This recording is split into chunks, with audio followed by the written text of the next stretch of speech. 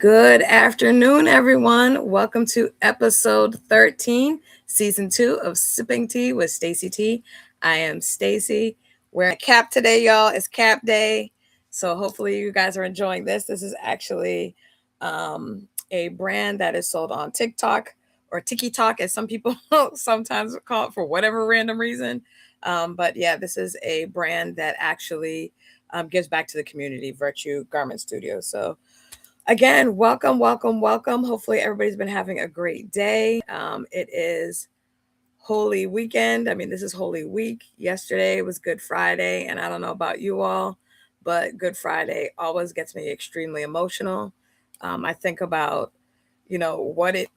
what it was for Jesus to be able to endure as much as he did for people that would not even acknowledge him later. And he knew that, right? He knew as he sat or as he was nailed to that cross, as he was being spit on, as he was being mocked, as he was being given vinegar when he was saying that he was thirsty, all the things, right? Um, but he still decided that I was worth it. He decided that you were worth it. He decided that the love that he had for you was more than the pain and the humiliation that he was experiencing. So it will forever and always be a day that gets me extremely emotional because that is a love that I will never fully understand, but I am always sitting in appreciation of. So hopefully you enjoyed your Good Friday. Um, and that is actually what we're going to be talking about today. We're going to be talking about healthy love because I find that during your healing journey, you can get really off track with all the things, right? You can get off track with understanding what love is. You can get off track with, I just realized this light is blinking, y'all, so I apologize. I'm going to try to get it a little steadier so it's not doing that. So I apologize if that's kind of annoying. But in any event, I just wanted everybody to understand that during your healing journey, it's really, really natural to kind of really think about all the things. Like, what are the things that I've experienced so far? What are the things that I don't like about this journey? What are the things that I need to think about more clearly? What are the areas where I need to change? What are the areas where I'm doing very well? Where are the areas that some other people will not change? And I have to acknowledge that they will not change because they don't see change as a necessary thing, right? So that is something that I wanted to make sure that we talk about today. So we're going to be talking about healthy love during the healing journey. Before we get started, as we know, it is Sipping Tea with Stacy T. So we have to make sure that we are having tea. So what does that look like? Today is one of my favorites. Yes, it's going to have sugar in it. Fight somebody else, not me. Right? So today is peach tea, one of my faves, just peach. Next week I'm gonna have a brand new one because I haven't tried a new tea in a while. So we're gonna do that. Leave me alone, y'all. Leave me alone. But we'll do that. I do promise that I will make sure that that happens next week. All right. So again, hopefully you're doing well. On my end, it's been a very interesting couple of weeks. I spoke to you all last week about the feeling that I've been managing, some feelings of failure and feeling like that, and tried to figure out why that felt like that was coming on me kind of out of, I wouldn't say out of nowhere, but why it was coming on me so strongly. And, there's lots of reasons why the devil will seek to distract me or make me feel less than or make me feel minimized. And I don't think I'm alone in that. I feel like a lot of people are in a space where they're like, okay, what is my purpose? What is my value to the world? What have I brought to the world? I've talked about legacy as a real thing that I've considered and what is mine going to be and all of that, right? So as you're going through your healing journey, that has to be considered a normal part of it. Why? Because you're trying to figure out how you see yourself and you're trying to get to know yourself. People will say, Stacy, take it easy on yourself, or things like, show up as your best self, or, and I'm just saying these are phrases in general that people use. But when you are in a healing journey, specifically one where you've had to like recognize areas of yourself, recognize areas in others, dig a little deep to get some stuff out that you've buried or not thought about in a long time. When you're in that space, I have to tell you, for me at least, it's been a season where I'm like, who is Stacy? right? So when you're like, oh, give yourself grace, I'm like, who am I giving grace to?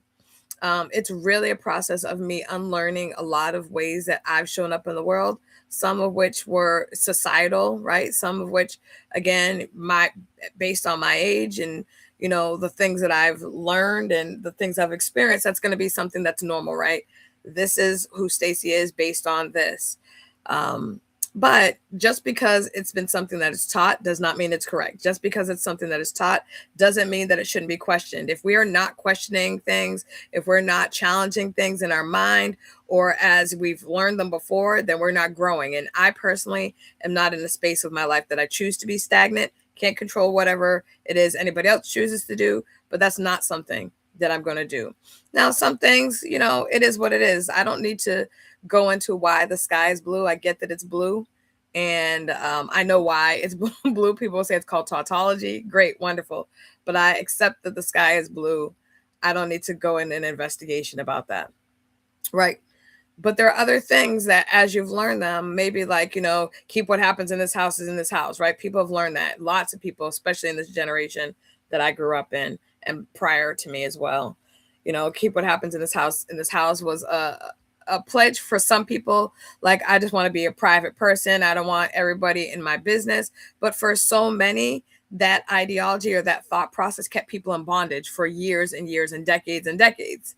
And so if there's something that is happening right now that is still plaguing you today based on that old thought process, I'm gonna need you to let that go, right? Because it's not helping you. It is not encouraging you to ask the questions. It's not encouraging you to heal. It's allowing for you and kind of creating a condition that you get stuck in that same place.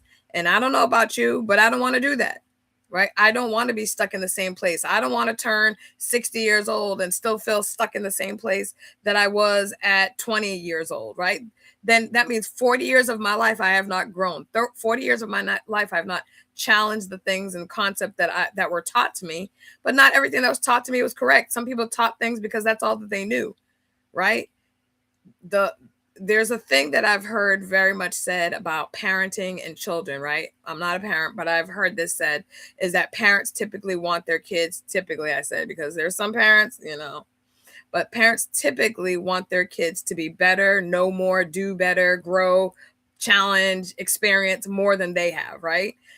The only way to do that is to actually challenge the thing. It's the only way to grow and experience more and do more is to look at what was said or set in place before and challenge what doesn't make sense. Now, even though I'm challenging it, doesn't mean I'm going to come up with a different answer. But if I haven't challenged it, if I haven't thought about it, if I haven't deconstructed some of the things because, oh, this person might be offended or this person doesn't understand the why, then I'm doing this for what reason, right? So it's important to take the risk of learning, of challenging the way that you've considered things. One of the biggest challenges is people even going to therapy. That was not a thing. People weren't doing that. That was for crazy, quote unquote, crazy people, right? That's something they did. I'm not crazy. I'm not going to therapy. And then people recognize that has nothing to do with that. It has to do with maybe different styles of the way that people that have been trained can teach you how to unpack your past or the way that you think or why you do things the way that you do them. I have lots of people that do things out of habit and they're like, man, I wonder why I do that. Well, guess what? There may be somebody trained that can say, oh, well, you probably do that because of XYZ. And they have not known any of your business, but because they have been given godly wisdom and technique and training and education, they can help you to do that, right? But back in the day, oh, no, we don't do that. We believe in Jesus and Jesus alone. If Jesus can't do it, then nobody's going to do it. Well, okay, then don't go to the doctor for anything if that's the case. Okay.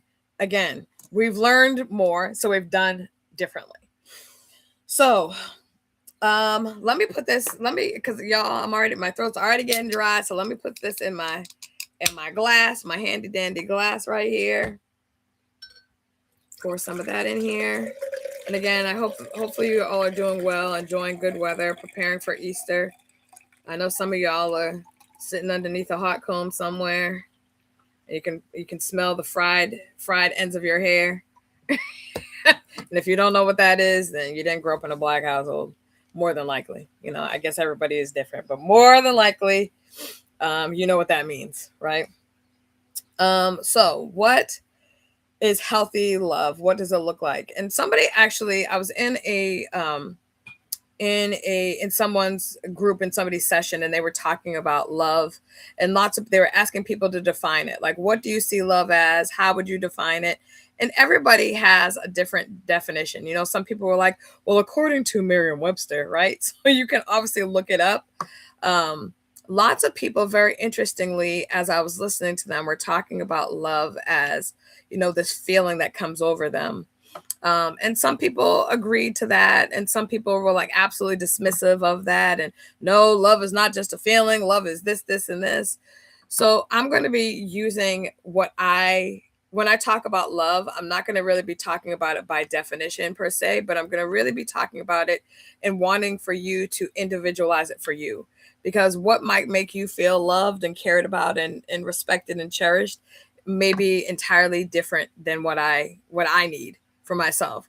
That's why relationship is so important. That's why getting to know people is so vital and critical, because great, you like somebody that purchases you things to cook, right?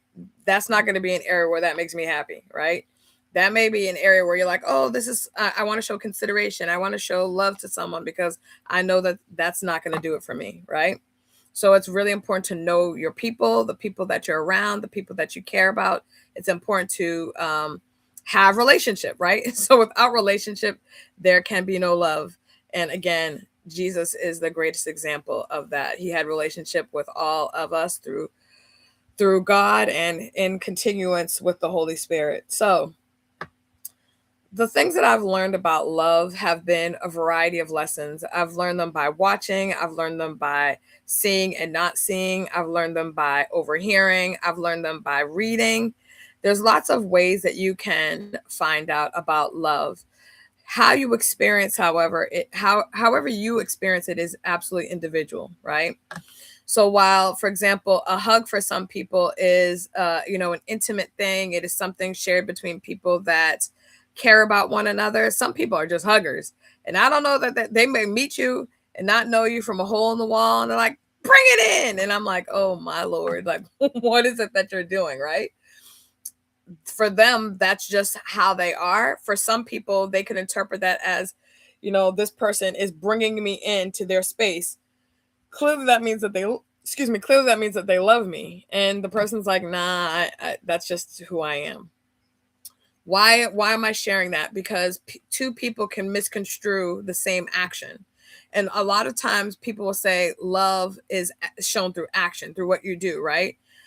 People will say, yes, the person can tell me that they love me, but do they show me? Love, actions speak louder than words. You've heard all of these kind of statements over and over again. Well, two things. Speaking is an action. So if you tell me you love me, that's also an action, right? So yes, that is true. But I need for you to confirm it through additional actions, is the way that I look at it. Okay. So yes, telling me, Stacy, I love you is absolutely an action because you're speaking, and speaking is a verb, which means it's an action. However, if you've done nothing to confirm that with other said actions, then I don't know that what you said, the first thing that you said, the first action that you took is actually true because you haven't verified it for me. And some people are like, well, I don't need to, confirm this, and I don't need to jump through hoops. Ma'ams and sirs, if doing something simple for someone is jumping through hoops for you, then don't stay in relationship, please. And don't get in any, because every relationship requires work. I don't care if it's a working relationship. I don't care if it's a friendship. I don't care if it's familial, community, however you want to, even the relationship you have with yourself. It requires work. It requires communication. It requires trust, right? All of those things. So if you're not willing to do anything, if you're like, if you feel like doing any measure of effort or showing any measure of effort or care is doing too much, ma'ams and sirs, stay by yourself, please. Don't bother other people. Stay in your own little bubble until you decide and understand that that's the basics of relationship, right? The basics of relationship. Now, hey, Kathy, how you doing? Welcome in. What I will say is this, y'all. When I've been through this whole process, so again, I started it in February of last year. We're now in April of this year. Happy first week of April, by the way. I didn't say that. So we're in, the 4th month of the year already. I started this in February of last year. So that means I'm a year and almost 2 months. I think next week will make it a year and 2 months specifically to the day where I started this. Have things been different for me? Yes. And a lot of the difference that I've experienced in my healing journey has been because of my level of awareness, right? Awareness of myself, awareness of other people, also my acceptance of myself with my flaws and all, and acceptance that other people are going to be who they are, flaws and all, right? So what does that mean? Does that mean I have to accept what people do? No. It means I have to accept the knowledge that they're going to do what they're going to do, right? I cannot change someone, much like they cannot change me. And it's not intended for them to do that. That is God's work to do. It is not a person's work to do. They might influence me by something they've said and make me think about it.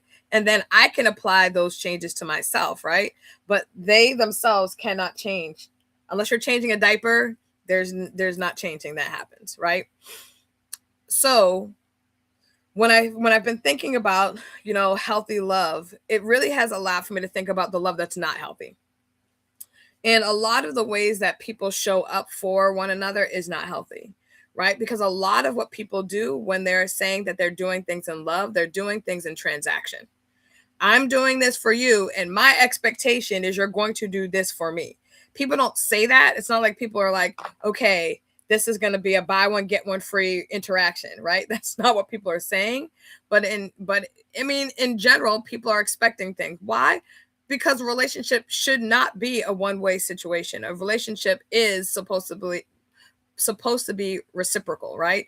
I'm supposed to do something, and based on that, because I care about you, I'm supposed to do something for you, and because you care about me, you're supposed to want to do something for me, right? Now, that doesn't mean you're buying me something. It may mean you're sitting there and listening to me. It may be that you're challenging yourself to be more receptive to the ways that I think or the way that I speak. It may be that you're, wanting to like just hang out and have time. There could be a whole bunch of things, right? It doesn't mean I'm buying you a blouse and you're going to buy me a pair of shoes, right? It doesn't mean that. It just means that your desire to be in relationship with me and your desire to love on me means that you're understanding that you're entering into a contract of care, right? So if I'm entering in a contract of care because I say I love you, or I show you that, or I say that I care about you, then the contract of care you entered in because you said that. Now, whether or not people actually hold true to that, that's a whole separate beast, and that is not going to be covered on today, as they say, right? So what is unhealthy love, and what does it look like? It looks like overextending yourself all of the time. Yes, it is. Is it good to care about people and to spend time with people and to be there for people? Yes. But when you're there for people all the time to the point where you're not there for yourself, when you're there for people all the time to the point where you don't even have a moment to yourself in peaceful thought, because somebody might constantly be like, hey, can I, just borrow you for a second? Can I? And it's never a second, y'all, because people have a very, very poor sense of time when it comes to spending your time, right? So it is not that it's that. It's literally them siphoning what they need from you to then balance themselves out, right? I need to feel good, so I'm going to call Kathy. I'm going to talk to her. I'm going to talk her ear off, and then I'm going to feel great about myself because I was able to get that off my chest. But at no point do I say, hey, Kathy, are you good? Do you how are things for you? Right? I don't do that because guess what? I'm just going to talk and she's just going to listen, and that's going to be what it is. That is very one-sided. Now, it's not to say that she's going to want to talk or something that she has to say, but the fact that you ask is the important thing. And the fact that you ask because you actually want to know. Because I will also be clear, people will say, yeah, how are you doing, Stacey? But they really don't want to know. They want me to say I'm blessed and highly favored and keep it pushing. If I were to actually answer that question in truthfulness, they'd be like, oh man, why did I ask this chick how she's doing? I don't really want to know. I don't want to have this long drawn out conversation about how she's doing. I don't want to hear it. I don't care to know all the things, right? In my head, I just want her to say she's good. That's it. And now I asked her and she's talking about her knee hurts and she's talking about her backache and wondering if you know anything about backache and have you tried this pain cream. And I'm like, what in the world? I didn't want to know all that mess. I just wanted her to be like, I'm cool. Right? So that's something that is a very real occurrence. Why? Because there are some people that know that you will overextend yourself because in your mind, that's the only way that you can show love. If you were to say, hey, I don't have it in me to talk today. Can we talk like maybe in a couple of days? I'll give you a call. Some people feel like, oh my gosh, I can't say that. If I say that, then what if something happens? And what if, and y'all, that's when you have to say, God, I can't be everywhere, but you are. And I love that you can be everywhere and you can be where I'm not. God, please stay with this person, love on this person, watch out for this person, cover this person in your blood, cover them under your ark of safety, and then you have to keep it pushing. Why? Because at some point you'll recognize how exhausted you are, not just physically, but sometimes spiritually, right? Because people are pulling and pulling and pulling and pulling and pulling, and now they done pulled the rope and you have none, right? You have none. So now you can't scale back up the mountain, right? You can't do any of that. Now you're just stuck in the bottom and waiting for somebody to rescue you because you used all of what God had given you for you to give to someone else. Now, I know some people are like, well, isn't that how we're supposed to do it? We're supposed to, one of the things in the word says, oh, out of abundance the heart speaks, right? So there's a necessity for you to have abundance. Why? Because if not, then you speak and you want your heart to speak out of the excess that God has given you. It says he's gonna overflow, your cup is gonna overflow, right? Why? Because all the stuff, he wants you to be full and then for you to have more to give to someone else. But we give all of the cup and then we go to look for what's in the saucer, and somebody either stole the saucer or it's dried out because it's been sitting there so long and you've been pouring everything out of the cup for someone else. And the thought process is, if I don't do this, then they leave. If I don't do this, then I'm perceived as selfish. Y'all, that's not the truth. That is not the truth.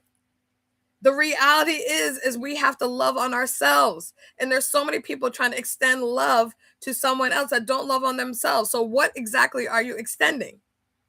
That has to be the question. If you don't love yourself, if you look at yourself and how you treat yourself, how you show up to yourself, how you speak to yourself, does that appear as love? Would you want for somebody to talk to you the way you speak to yourself? And if that's a no, then we need to reevaluate what that is, because that means that you're not showing up in love for yourself. You're showing up in disdain for yourself, sometimes anger for yourself, sometimes disgust with yourself, right? And all of those things may have existed and they may kind of pop up now and again. But if that's leading how you speak to yourself, then you're not even loving on you. And that's the first relationship outside of your relationship with God. You're the only person you're going to be with for the rest of your life. So if you're not loving on you, how in the world are you supposed to love somebody else? Because you don't even know what that looks like. You haven't even given yourself an example of what that looks like. So love is not overextending yourself.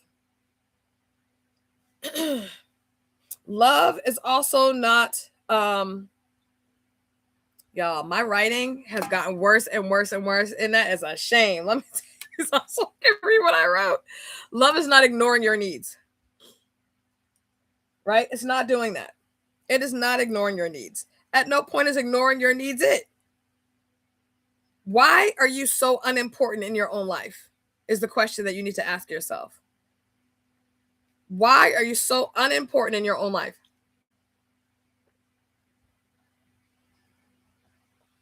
Y'all, you know that tea is good. I could just sit here and drink the tea and just look at y'all, and y'all be like, really, Stacey, that's what we're going to do? But again, for those of you who came in later, it is this right here. I'm sorry, I'm horrible. The peach tea. It's called Just Peachy. It is fantastic. It is fantastic. So again, it's not ignoring your needs. I need time. I need a break. I need a vacation. I need a moment. Even if it's just a moment, I need a moment. Take the moment. But we don't do that. And it's also not proving your worth. We go through a huge thing where we feel we have to prove our worth to everyone. I have to show them that I'm valuable. I have to show them that, that they need me. I have to show them. I have to show them. Y'all, that is so performative. Unless you're on the stage, you don't need to be doing all that much acting. You don't have to prove your worth. You don't have to prove your value. God already gave it to you. How are you proving something God already gave to you? You have to continue to develop what God gave you. You have to continue to work in the areas where he blessed you, but you don't have to prove yourself. To whom? To whom? Who are you doing that to? He literally gave you an assess when he was on Calvary's cross. He looked out into time. He looked out into eternity and he said, I want Stacy to exist. And I've given her purpose, which is where your value is, right? I've already given purpose and I've assigned it to her. And then you're going to let people who are all crazy, all over the place, can't figure up from down, don't know how to treat themselves or other people. And you're going to give them the ability to say, oh, you have enough value or you don't have enough value. Now I get in the workplace, they try to assess your value, right? And that's kind of how you get paid. But even that is not assessing your value. Even that is not determining your worth. That is somebody saying, hey, in this market, your skills are da-da-da-da-da, or this is what we can pay you. That doesn't mean that's your worth. That means that's what they assign a dollar amount to your skill. And that's oftentimes very off. So again, we do not have to do that. That actually, all the things I just described, right? Overextending yourself, ignoring your own needs, trying to prove your own worth. Those three things, those are survival. That's what we do to survive, right? Because we feel like we have to do all the things and I have to run and run and run and run and run. And if I'm not doing that, then I'm not being a godly woman and I'm not standing in the gap and being there for all the people and da da da da da da. I am not, and neither are you, Jesus the Christ. Neither of us we don't have that role, right? His existence did not say that you need to do all the things all the time. Like, no, he was a carpenter. So at some point he was building stuff, right?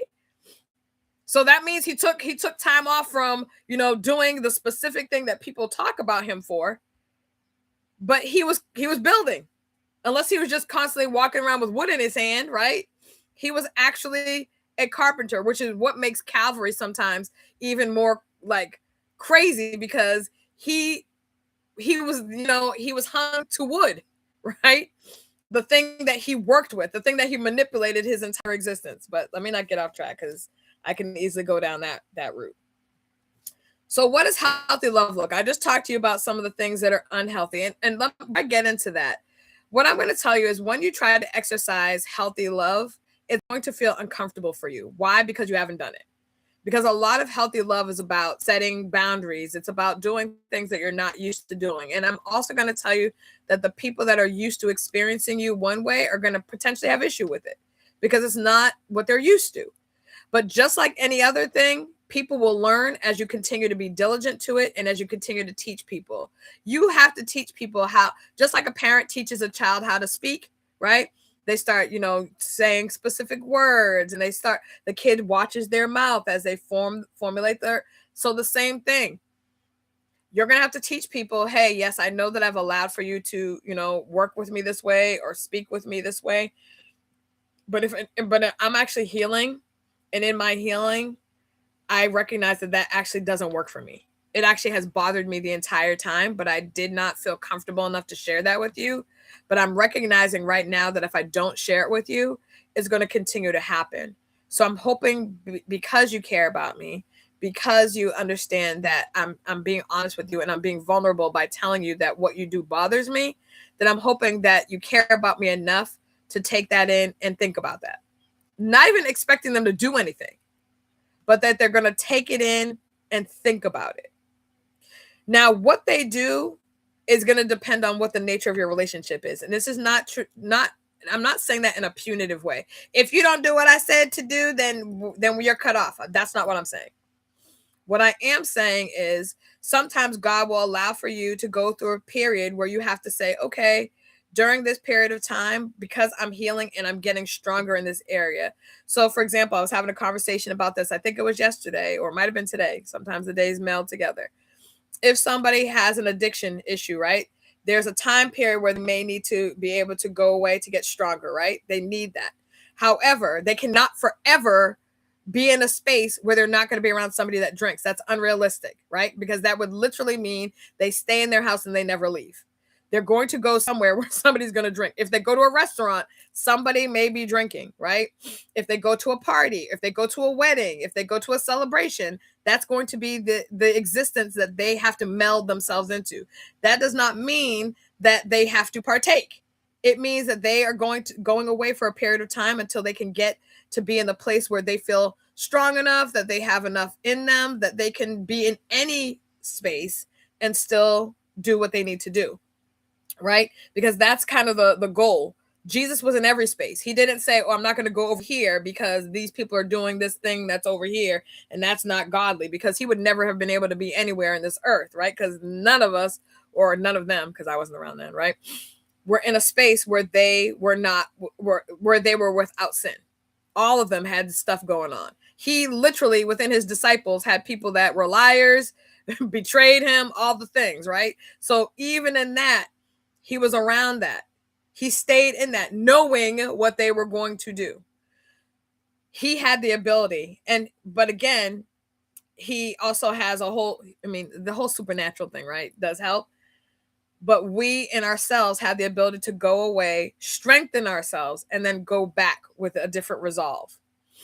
So I just want you to be prepared. And that's why I share it, that, yes, sometimes it feels like, people that are going through a healing journey disappear off the face of the planet. Sometimes they're doing that initially because God needs time with them. So that's normal, right? That is a thing that you would assume would happen. That being said, that doesn't mean it's always going to be that way. It doesn't mean that you're going to have to go away for forever. And it also may mean God may keep you there to teach you some things about that person, or teach you things about yourself that you're only going to experience by being around that person. That person that sometimes may get on your last nerve, or that person where you just don't understand why they are the way that they are. And sometimes you're like, oh, I can't stand being around that person. But God is trying to show you a thing, because maybe, just maybe, something about that person is in you, right? So maybe something about that person God wants to show you, because you're about to go into that same field. Maybe something about that person God is trying to show you so you don't become like that person, right? So there's lots of reasons why God may allow for you to stay in exposure. But again, I just want you to be abundantly clear that if you've been a people pleaser for years, right? Sure, no problem. I got you. No, I'm good. I'm good. I'm good. And I feel like every single person that started in, the world of work, when you're young, you get in there and you're sure, no problem, no problem, no problem, no problem. Oh yeah, I can get it done. And then you're not sleeping. You're waking up at 2 a.m. because you have to finish a project and you just needed a couple hours of sleep. So you went to bed at midnight, woke up at 2, finished the project, are working all the way until you have to leave for work, get to work, trying to sneak in there before they are, finish up a little bit more of the project. Maybe that's just me. But I know absolutely I felt like I had to be compelled to do all the things and people please. And if I didn't, sing and dance and shuck and jive just like some people wanted me to do, then I wasn't kind, or, oh, Stacy's being funny, or, Stacy is not a team player, or she's not doing all the thing, or she's selfish, or whatever, right? And God forbid that somebody assigned something, a negative description to me. It was devastating. It was it was devastating. Right? And so people pleasing was a very real thing that I carried all the way through into adulthood. Why? Because I didn't learn how to not do that. It was not something that was taught. And in fact, it was something that was reinforced. Oh, that's not people pleasing. That's just being a good woman of God, right? That's just being a good person. At no point did God say every single person that you interact with is your purpose. At no point. Yes, can you share the word through how you live your life and how you speak to people and whatnot? Yes, but not every single person that you interact with, or every single circumstance, is God saying, okay, I need you to do this, this, this, and this, and then burn yourself out and be somewhere in the corner shaking yourself. That's where wisdom comes in. All right. So what is healthy love while you're in your healing journey? What can that look like? What does that look like? Um, it looks like choosing to be honest with yourself every single chance you get. Um, I don't remember if I spoke about this last week, but I definitely made a post about hard conversations that we have had to have with ourselves. And your healing journey does not exempt you from that. If anything, I feel like I've had lots of hard conversations with myself about who I am, who I want to be, my relationships that I've had with people, the nature of those, if they've been successful, if they have not been successful, what is the part that I played in it, what is the part that they played in it, all the things. So lots of challenging internal conversation that I've had, um, where I've had to be honest about all the things, right? Because yes, sometimes it is that somebody's just nasty to you, period.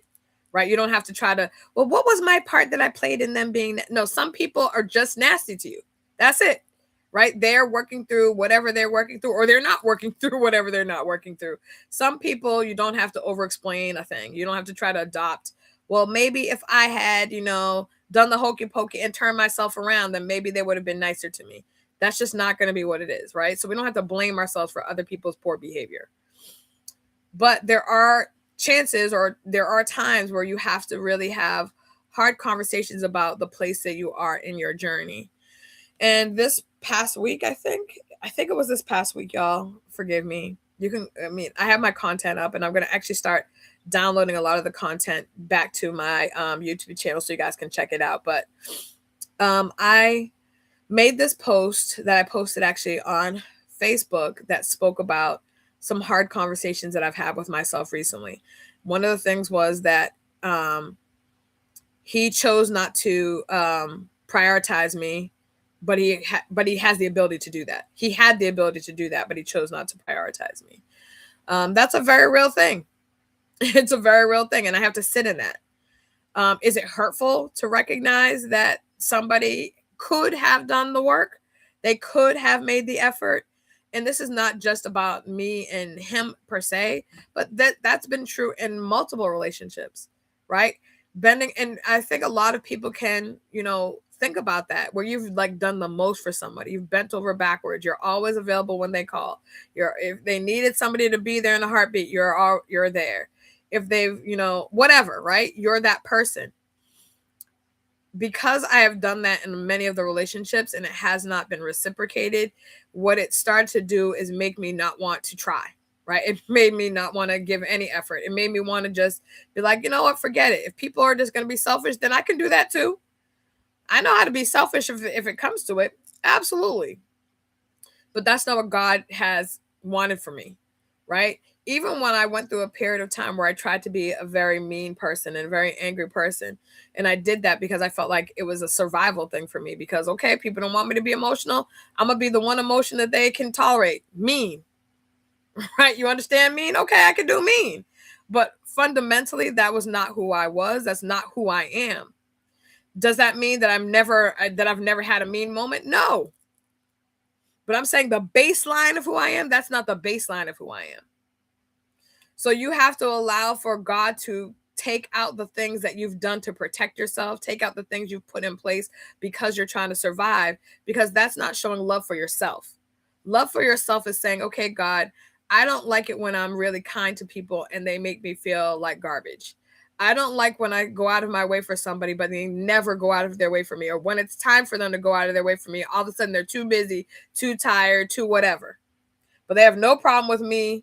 Hey, Tiffany, how you doing? They have no problem with me doing all the things. They have no problem with me showing up and being this and being that. But every time it's my time, every time that they need something, every time I need something from them, which, by the way, I typically don't ask people for things. Because one, I hate when people bring it up oh, you asked me to do this. Remember when? I don't like that, right? That's the first thing. And then the other thing reason why is because I just don't expect people to do things for me, right? And I don't like bothering people. So even though sometimes I'll need something, I'm not going to ask why, for those reasons that I just listed. that's not necessarily good, right? Because God is like, okay, at some point, Stacey, you have to give people a chance. Yes, are people gonna continue to disappoint you? Yes, because they're human and sometimes they're gonna disappoint you. And even when, the reality of it is, I give grace for the fact that, okay, maybe you don't want to do it today.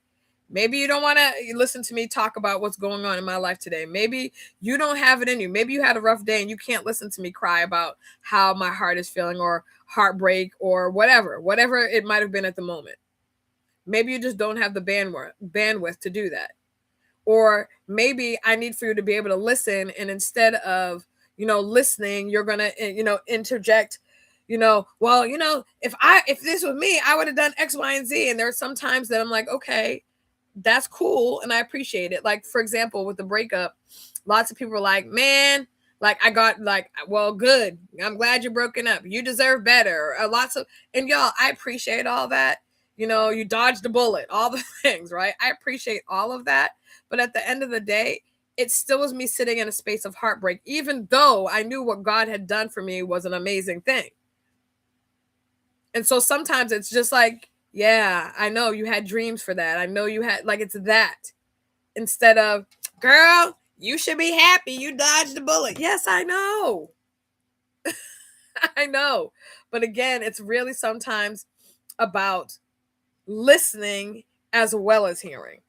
It's sometimes about observing, what does Stacey need in this moment? Not what do I want to get off my chest, not, and it's about thinking that way, right? So when somebody's in, when I observe, and again, I don't always get it right either. I'm just observing based on, and relationships are tricky, right? They're malleable and people change what works for them and what doesn't work for them and all the things. And people don't often communicate what's going on in their head and heart. And they kind of expect you to be, a mind reader and all the things, right? So sometimes that's also the case. But the fact of the matter remains is, it's very, very important to recognize that sometimes the best thing that you can do is first have a hard conversation with yourself. And then the next one is to let other people have a hard conversation with you. Now, what I will say about that, right? About letting people have the hard conversation with you, it is very challenging. I don't diminish that it is challenging, specifically when the hard conversation is done in a way that is challenging for you to receive, right? Excuse me. Everybody does not, everybody doesn't want the same type of conversation, right? Everybody doesn't receive in the same way from somebody. And oftentimes people, when they are having these hard conversations, have them when they're at a point of frustration, right? So I'm gonna get this off my chest. So they're not worried about, is the person going to receive it? They're worried about, I need to unload this. I need to get it off of me because I can't take it anymore. Those are not moments where there's going to be a real conversation. That's a moment where you're purging, and that's cool. But that's not a moment of real conversation. That's a moment of, I need to get this off my chest because it's burdening me, and that's what it's going to be. I'm trying to move towards a place where that's not my initial. I may try, and I've had recently, I've had conversations internally that are the purging, right? Or I've had those conversations with God that are the purging, that I need to get this off of my chest. This is weighing me down. It's making me feel some type of way. It's burdening me. It's making me feel less than. It's making me feel angry. It's making me feel unseen. It's making me feel worthless. Whatever it is, I'm having that conversation with him, because my goal in relationship is not to injure someone else. That is not my goal. Does it happen sometimes? Absolutely, because I'm not perfect. But that's not my goal. That's not even where I'm leaning at this age and stage of my life, right? I'm not leaning to, like, oh, I'm just going to say this and be sloppy with what I'm saying, not thinking about the fact that how I'm saying it or who I'm saying it to may fracture them, right? May injure them in a way that now the relationship is harder to repair. That now the relationship is like hanging on by a string. That's not my, so there are some times that I'm literally like, okay, God, I want to, need to, am thinking about this conversation. What does this look like? Do I need to have this conversation? Are you doing a work and me having this conversation is actually not going to be helpful? That would never have been my vantage point before. Before it was like, I'm going to just tell you what it is and that's it. So that's when, like, even recently, I was like, man, I really, and this is not me like, oh, well, let me give myself a pat on the back, but it's really like, it's awesome when you're able to see some of the changes in the way that you live your life, in the way that you are conducting yourself. But it stems from, Stacy, how are you loving in a healthy way? Because I think oftentimes people only think about it as love, like romantic love, but all the relationships that you have should be healthy. All of them should be ones that you're thinking about. All of them should be ones that you are thoughtful about how you're speaking to someone, because again, you have two things that your mouth does: life and death. That's it. Right? That's the word. That's not me. Life and death are in the power of the tongue. He didn't say life and some other things and some others. Life and death are in the power of the tongue. So you're either trying to, build me, make sure that I am prosperous, or you're trying to kill me. You're trying to break me down. You're trying to break my spirit. You're trying to inhibit me from moving forward. One or the two. So when I think about it in those terms, I'm like, man, when I'm having this conversation, what am I trying to do here? Am I trying for this person to walk away feeling better? Am I trying to walk away from this conversation feeling that the person understands that this was a hard conversation for me to have, but I needed to have it because I'm not feeling good about the nature of our relationship? Like, am I trying to speak life to this situation? Or am I like, you know what? The season for this relationship has run its course. I so appreciate who you've been in my life. I appreciate the lessons that I've learned by nature of our relationship, but we cool. We're cool. And that doesn't, at no point did you hear me cut that person off. It's not that I'm not going to be kind or considerate or any of the things, but what it doesn't say is I'm going to vex myself for all of eternity. Because God didn't say that every relationship is for a lifetime. He never said that. Nowhere did he say that. To everything there is a season. That was said in the word. To everything there is a season. So sometimes to our friendships, sometimes our relationships, there's a season for it. That person may have been there in your life to, teach you some lessons that you would need to be successful later in your future. But sometimes we want to hold on to this person because we're like, oh, well, maybe this person is my godly purpose and I'm supposed to help them to get to their, ma'ams and sirs, are they helping you to get to your next stage? Because relationships of all kinds are supposed to be for both people to get something advantageous out of it. Other than that, what is it? It's a drain. Because that's a one-way situation. So if the relationship is not doing things for both of you that are positive, and the positive may be just teaching you about human nature, because maybe you were very naive. You thought all people were good people and all people really wanted me to win and all the things, right? And God's like, oh, she doesn't know. I guess I have to introduce her to so-and-so. And then based on that relationship, you're like, oh, people can be really nasty. I wasn't prepared for that. So everything has a season.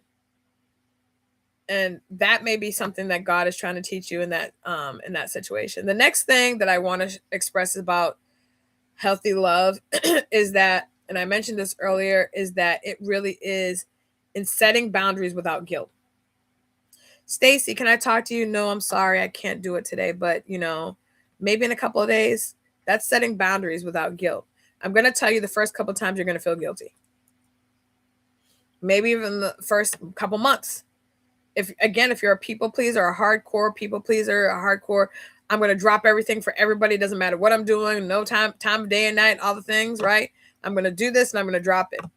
Even and I remember one time when Bishop and Pastor Ruth were talking about literally having to set boundaries and not pick up the phone all hours of day and night and not do this and not jump and not do this. Why did they have to do that? Not because they didn't love the people of the church or the people in the community, but because they have to actually physically sleep. right? They have to be able to sleep. They have to be able to like have moments that's just for them. They have to. That's not selfish. That is literally how you show love to you. That is how you show care to you. If I know, for example, that you work out from this time to this time, then I'm not going to call you from this time to this time because I know what? You're not accessible. And I respect that you're doing something for you. I respect that that's your time. If I know you work from this time to this time, I'm not going to call you from this time to this time. Why? Because you're at work. The only reason I'm going to call you then is because it's an emergency, right? Or because we had something that you needed something from me. But other than that, I'm not going to disrespect that because that is time that is yours and it is designated for you. But people feel this like this entitlement, like they have access to people all hours of day and night. And that's literally, unfortunately, what, having the ability to email people or text people or call people all the time. That's this false sense, the false narrative that has given people that you have, because you have the ability to reach out to me, that I've given you access. That does not mean that. That might mean you leave a message and I get back to you when I can. That might mean you text me and I can't reach out to you right now, so I'm going to get back to you eventually. But people feel like, oh, I called Stacey on such and such a day and she didn't call me back for that many. Then what's wrong with her? Oh, she's acting funny. That at no point did you say, Stacey may be exhausted. Let me pray for her, because maybe she's going through a thing. Instead, the first thing that some people will go through in their mind is, oh, Stacey's being sometimey. Stacey's being selfish. I thought she was a woman of God. Women of God are supposed to be available. Ma'am and sir, if you believe in God and you love the Lord, then you're also a woman or a man of God. So now what? Right? So the reality that we put on people is unrealistic. It is absolutely unrealistic. And that is actually selfish. Assuming that you should have unrelenting, unblocked access to someone at all hours of the day, that's not showing love to them at all. At all. It's showing control. And that's something that you might need to check into. And then saying that, this is a big one. Saying that something doesn't feel right instead of being silent about it. Somebody does something to you, you don't like it, you just suck it up. Somebody does something again, you don't like it, and you just eat it, right? You don't say anything. But now it's become a habit, right? I heard this woman the other day, and this is a thing culturally that's done a lot, but I heard this woman call her daughter. She has twins, and I forget what she calls her son. I can't remember his nickname, but she calls her daughter fat. When I say that irked my spirit on such a deep level. Now you could call your kids whatever you want, but people don't recognize they do it very often to girls. Oh, fat, you're fat, you're chunky, right? People think it's cute. They think it's okay. They think it's acceptable. No, it's not. Because you're literally already putting something on this child. It's a child. But guess what? You're calling them fat. Now everybody in the whole family is calling this kid fat. They're now 20-something years old. And I know you've gone to somebody's family reunion where somebody's calling somebody fat or chunky or this, that, and the other. Chunky Pookie. And they think it's funny. They think it's cute. Oh, my family's always a family name. They've always called me fat. No! That's not cute. And what you've done is you've now, this person, as they go about life, people are attacking their physical appearance. But you thought it was cute to, come up with this cute little nickname, right? Fat. Now you're the person that's like 25 years old. Somebody's calling you fat, and you're like, yeah, can you not call me that? Ma'am, don't be sensitive. We've been calling you fat your whole life. And I hated it when I was 6, and I hated it when I was 15, and now I'm 25 and I still hate it. But now I'm telling you, I'm articulating to you, I do not like that. And there are people that are going to do exactly what I just told you. Man, why are you being so sensitive? You know I've always been like this. You know that I've always spoken to you. Okay, cool. You're right. You have. I'm telling you, I don't like it. Now that you're equipped with that material, now that you're equipped with that knowledge, and I dislike it now. Now that I'm telling you that, Now you have the option of either altering your behavior, or I have the ability to alter our relationship. Because I've told you that it's been bothering me for years, and your commentary is, I've been doing this, so what? They fight you when you're standing up for yourself. That's very true, unfortunately. Very true, because again, like I said, a lot of people like everything to stay the same. That was never the way things were meant to be. Like, people literally can't pick a way that they want to go. I want I want the next generation to do better and learn better and do this, but no, they're too sensitive. They don't like this. And I'm like, pick a struggle. Pick a struggle for real. So when people are telling you how they want to be spoken to, and you've decided that your way, because you've been doing it for so long, is the way that it's going to be, recognize that that person then has a decision to make. And the decision is, can I be around this person that's disrespecting what I've asked for? Because what they're asking for is not a lot. They're saying, don't call me that. Don't speak to me like that. Right? You have the ability to adhere to it or not.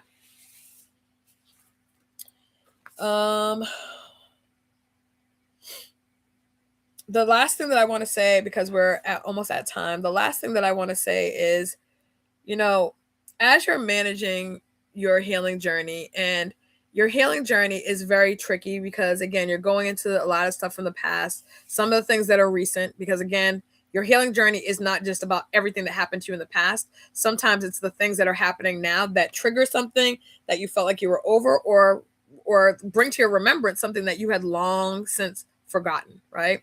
So it may be something that is actually more current or more close than you think, right? Or than people speak about. But I want this to be very clear. One, you do not have to shrink yourself to fit into any single relationship. And if you do, that's a problem. Now, shrinking yourself is different than actually respecting how somebody wants you to talk to them, like in the example that I just gave, right? That's different. Shrinking yourself means I cannot be, I have to be less than in order for you to, get the shine. And I have to pretend, like a lot of women, for example, pretend in relationships when they first meet a man that they're not as smart or not as good in an area, which I've never understood. Because at some point, are you going to stop acting like you're dumb? Because, like, I mean, how is this going to work? You intend on being like this for a whole lifetime? You do not have to shrink yourself in order to be accepted. That's a survival skill. That's something you thought you had to do. That's very performative. It's dog and pony show. It gets exhausting. I'm just going to tell you, it does not work in the long term. And then the other thing is, you do need to allow people to meet you where you are, right? So you have to give people an opportunity to love you the way that is healthy for you. That needs to be on a t-shirt. You literally do have to give people an opportunity to meet you where you are on your healing journey, right? So you can't just say, you know what? People my whole life have been talking to me crazy and I'm just done. I'm cutting all them people off and that's going to be what it is. You need to give people an opportunity. That means you need to have a conversation when you're ready. I'm not saying force conversations just because I'm on my healing journey. Stacey said I need to have this conversation. Pray to God, ask him for wisdom and guidance about how to have the conversation, because sometimes it's really about what are the words that I need to use with this particular person, right? What are the words that I need to use? Because if I'm speaking to one person, I can use this type of language. If I'm speaking to this other person, I need to change things up a little bit, because your goal should never be about just you having the conversation. It should be about the relationship. It should be about love in general. Because they don't, or they speak over you, or they may speak over you. They may not let you talk. They may mock how you speak. They may try to make you feel like you're crazy, right? Which is a really painful thing that happens sometimes, is people are like, girl, I never did that. And it's called gaslighting. That's not what we call gaslighting, but making you feel like you're the crazy one in the equation, when like, no, this is what you've been doing for the entirety of our relationship. So it's very important for you to ask God how to have those conversations. I went before one of the last conversations that I had with you, the person who shall remain nameless, right? was me literally going to God and saying, God, what are the words that I need to have in this conversation? Because for some reason in my spirit, I was like, something is going to be different about this conversation. And I was so blessed that God literally guided me through exactly the questions to ask and the things to say, some of which I would have never brought up any other time, right? So that's why I'm saying it's important to really say, okay, God, I know that I want to have this conversation. I know that I want to, I'm invested in this relationship. It's a situation or a relationship I've been in a long time. God, help me navigate what I need to do moving forward. All right, y'all. So hopefully you have heard some important information about healthy love, which is not the easiest. I'm not going to act like I think that it's easiest or that I have it down pat, because I'm figuring this out too. I think it's an ongoing thing, but it's important that we invest in ourselves so we can have healthy and happy relationships. All right, y'all. Hopefully you have a wonderful rest of your day. Have a wonderful and happy and blessed Resurrection Sunday, because he rose, y'all. He rose. For you and me, he rose to tell the story. He rose to leave his Holy Spirit with us because he knew we were going to need it to navigate in this thing called life. So I pray that you have a wonderful day tomorrow. Remember his sacrifice. Remember the miracle of his resurrection. And spend time with people that you want to spend time with. All right. Have a blessed rest of your day. Be kind to yourself, be kind to others, and extend to yourself. And please, to me, your girl, a measure of grace. I will see you next week on episode 14 of Sipping Tea with Stacey T. Bye, y'all.